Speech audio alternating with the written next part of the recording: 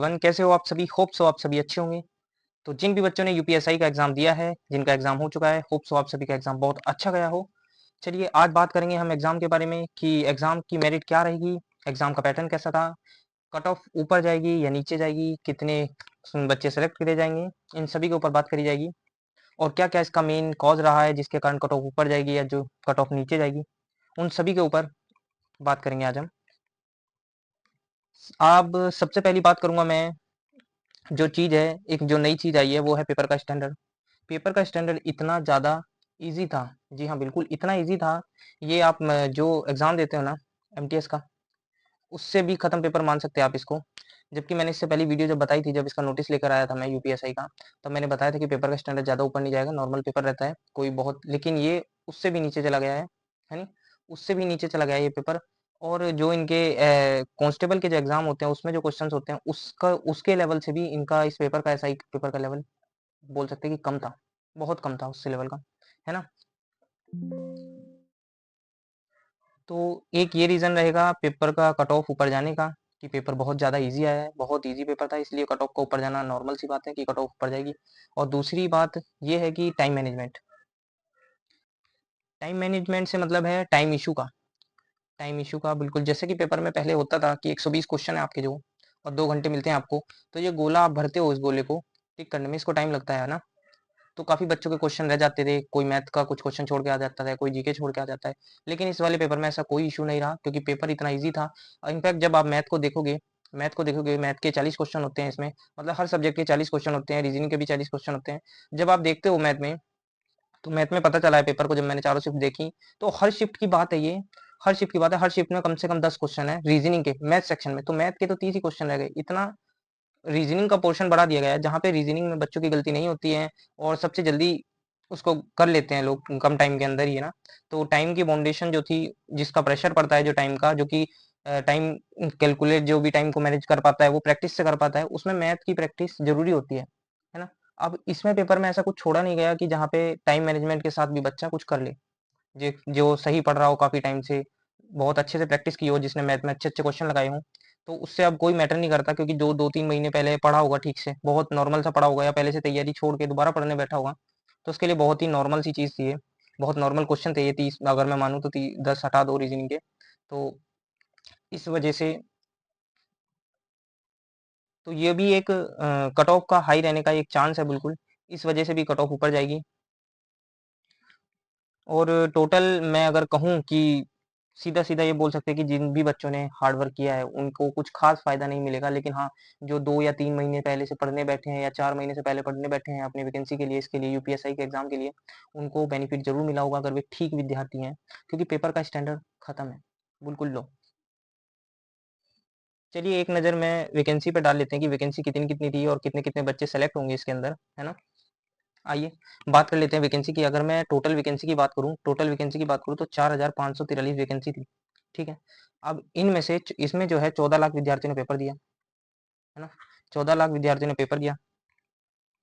अब इन वैकेंसी की बात करूँ तो मेल और फीमेल भी थे इसमें, जो कि अलग अलग वैकेंसी दोनों की निकली हुई है ना? तो मेल में वैकेंसी 3,589 थी, और फीमेल वैकेंसी जो है 954 है। ये वैकेंसी है और 14 लाख बच्चों को। अब जो बच्चा सेलेक्ट होगा ना, जो बच्चा, वो बच्चा इन्होंने कहा है 3.5 से 4 गुना बच्चा, यानी कि 3.5 या 4 गुना बच्चा ही सेलेक्ट होगा, इससे ज्यादा बच्चा सेलेक्ट नहीं होगा, ठीक है?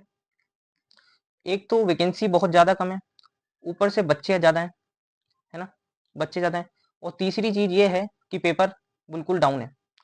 पेपर की जो स्टैंडर्ड है वो बिल्कुल भी ग्रेजुएशन लेवल का नहीं है, कह सकते हैं हम, ग्रेजुएशन लेवल का बिल्कुल नहीं है कह सकते इस पेपर को। इनफैक्ट मैं तो इलाहाबाद हाई कोर्ट का, अगर आप ग्रुप डी देखोगे ना, जो इनका सेकंड लेवल का पेपर होता है ना, उसके मैथ के क्वेश्चन देख लो तो ज्यादा बढ़िया है इसके मुकाबले। ये पता नहीं किस आदमी ने, किन लोगों ने ये पेपर बनाया है, जिसको पेपर भी सेट करना नहीं आता, किस लेवल के बच्चे को कैसा पेपर देना चाहिए, मालूम ही नहीं है इनको, है ना? तो अब आगे मैं बात करूंगा कि, आगे बात मैं सब्जेक्ट वाइज करूंगा, है ना? सब्जेक्ट वाइज बात करूंगा कि हिंदी में क्या हिसाब रहा। हिंदी में 40 क्वेश्चन आते हैं, आपको सभी को पता है।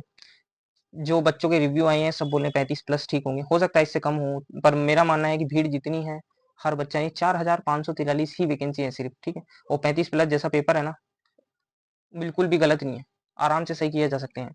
अब सेकंड बात करूं मैं रीजनिंग तो इन्होंने बेनिफिट्स कर दिया उन बच्चों के लिए जो कम मेहनत कर रहे थे, जिन्होंने मैथ में ज़्यादा टाइम ही नहीं दिया।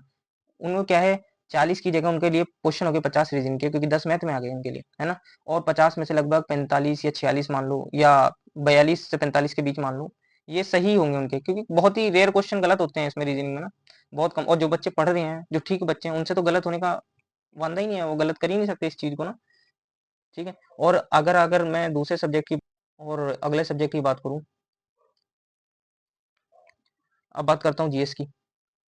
ये थोड़ा है पर, लेकिन इसमें भी ना, जो पुराने पेपर हुए हैं आपके, जितने भी सीजीएल हुआ है या सीएचएसएल हुआ है, ऐसा लगता है इनसे टीप के लिए गए हैं सारे क्वेश्चंस, है ना। सारे क्वेश्चंस को इनसे टीप के लिए गया है।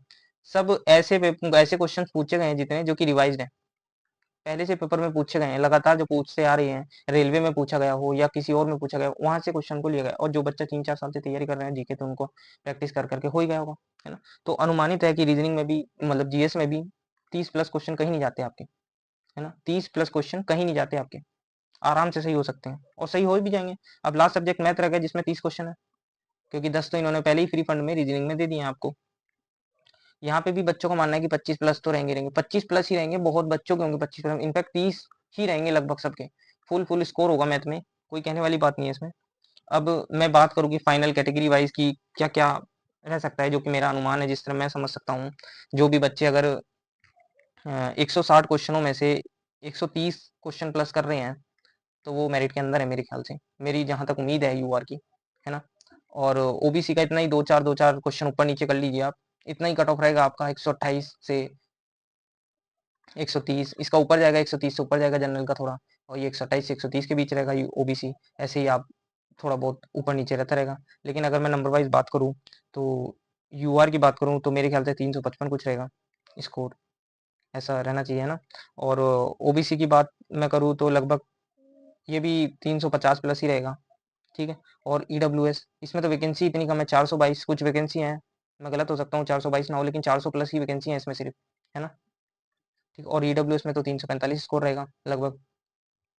और ऐसे ही एससी और एसटी, इनका स्कोर भी लगभग 325, या ये 315 से ऊपर रहेगा, इनका इनका 325 प्लस इतना ही स्कोर रहेगा। तो ये पेपर का स्टैंडर्ड है, आप देख लो। जो भी आप 130 प्लस कर रहे हैं, मैं तो कह रहा कोई भी कैटेगरी हो, अगर आप 130 प्लस या 125 प्लस हैं, तो आप मानिए गेम में हो आप, अदरवाइज छोड़ दीजिए, आप नेक्स्ट एग्जाम की तैयारी करें। ये एकदम साफ चीज़ है, आप समय वेस्ट ना करें अपने इन कामों में, अपना कोई ढंग का काम करें, है ना। अगले एग्जाम की तैयारी करें आप, ठीक से इसके इंतजार में ना बैठें। अगर आपका 130 से कम स्कोर है आपका, तो इसका इंतजार ना करें, आप दूसरे कामों में लगिए अपने, जो दूसरा एग्जाम आ रहा है उसकी तैयारी में लग जाइए, ठीक है। तो मिलते हैं नेक्स्ट वीडियो में। होप सो आप सभी को ये वीडियो पसंद आई हो। प्लीज़ चैनल को सब्सक्राइब करें।